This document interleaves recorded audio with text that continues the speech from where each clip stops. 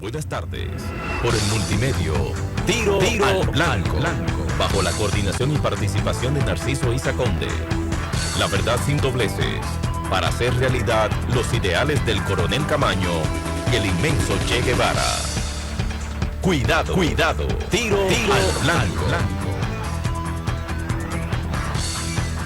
Buenas noches, amigos de Tiro al Blanco.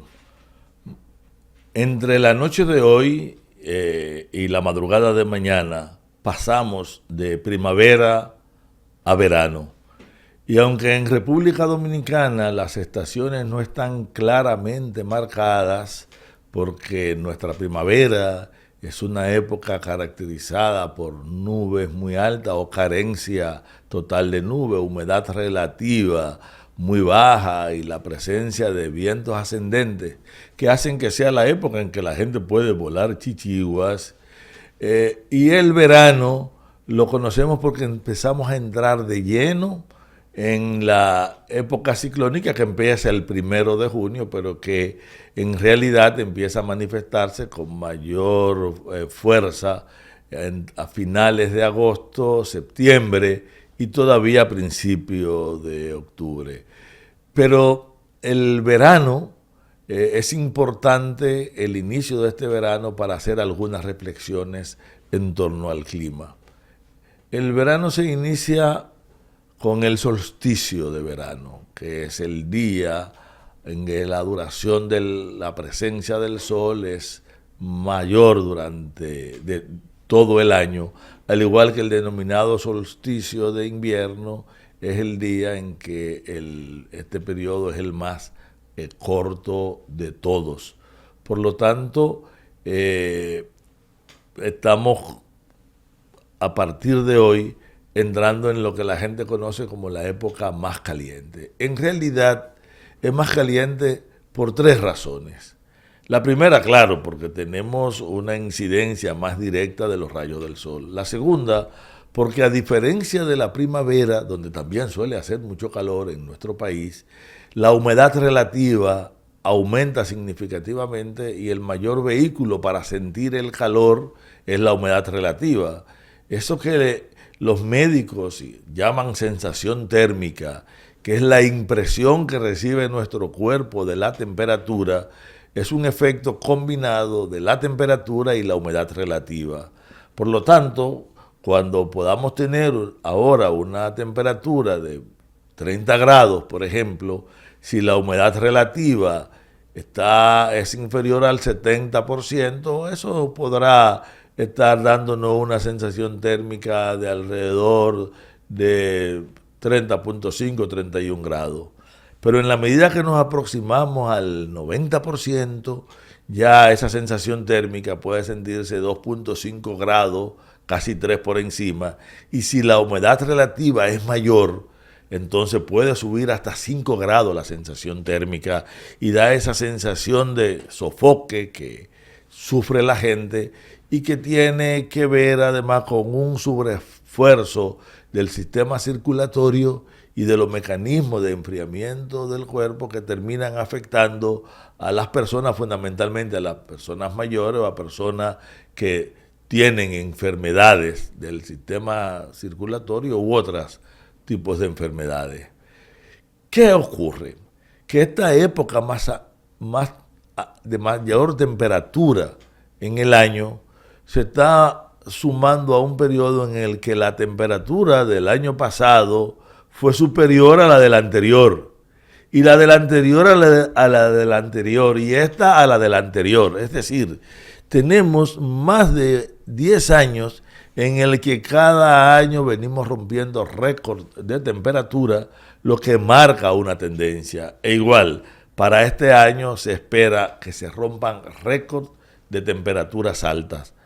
Claro, cuando hablamos de estos récords de temperatura no nos referimos al país, aunque nosotros también lo sintamos, porque la temperatura del aire en una isla como la nuestra, que tiene el océano Atlántico hacia el norte y noreste y el mar Caribe hacia el sur y el suroeste, o sea, para una isla como la nuestra el efecto de amortiguamiento del mar contribuye a que estos máximos de temperatura nunca sean tan altos. Por eso mucha gente se sorprende cuando en países fríos, quiero poner un ejemplo, en la Siberia, en verano, la temperatura puede pasar de 42, 45 grados.